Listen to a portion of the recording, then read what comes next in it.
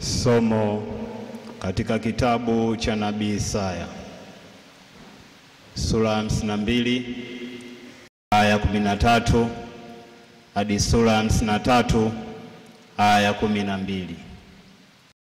Tazama, mtumishi wangu atatenda kwa busara, atatukuzwa na kuinuliwa juu, naye atakuwa juu sana.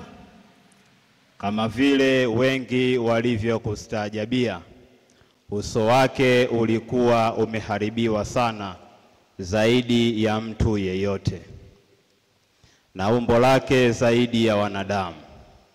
Ndivyo atakavyoasitusha mataifa mengi. Wafalme watamfumbia vinywa vyao, maana mambo wasioambiwa watayaona, na mambo wasiyoyasikia watayafahamu.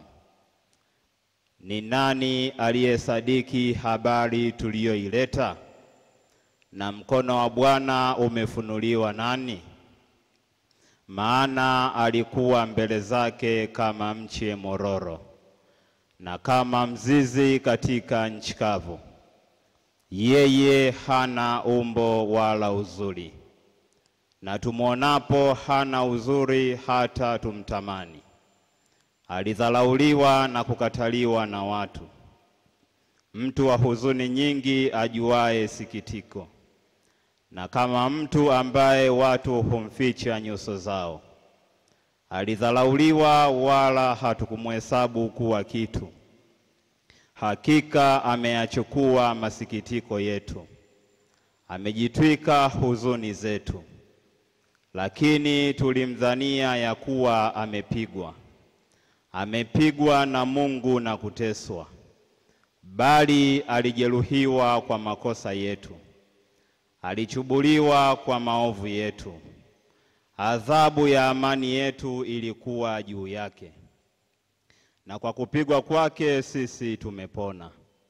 Sisi sote kama kondoo tumepotea, kila mmoja wetu amegeukia njia yake mwenyewe, na Bwana ameweka juu yake maovu yetu sisi sote.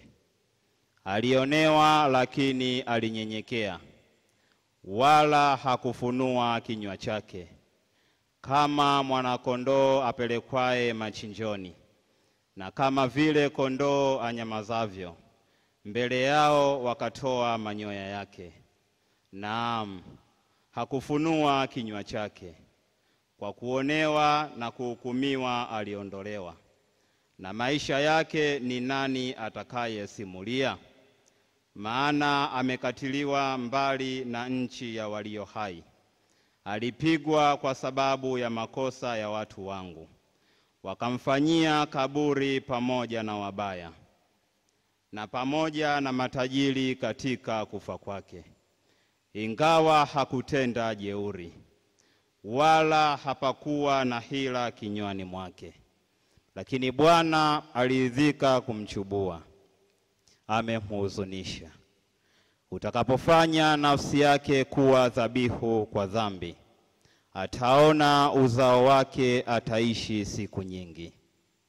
Na mapenzi ya Bwana yatafanikiwa mkononi mwake, ataona mazao ya taabu ya nafsi yake na kuridhika. Kwa maarifa yake mtumishi wangu mwenye haki atawafanya wengi kuwa wenye haki, naye atayachukua maovu yao. Kwa hiyo nitamgawia sehemu pamoja na wakuu, naye atagawanya nyara pamoja nao walio hodari. Kwa sababu alimwaga nafsi yake hata kufa, akahesabiwa pamoja na hao wakosao. Walakini alichukua dhambi za watu wengi na kuwaombea wakosaji. Neno la Bwana.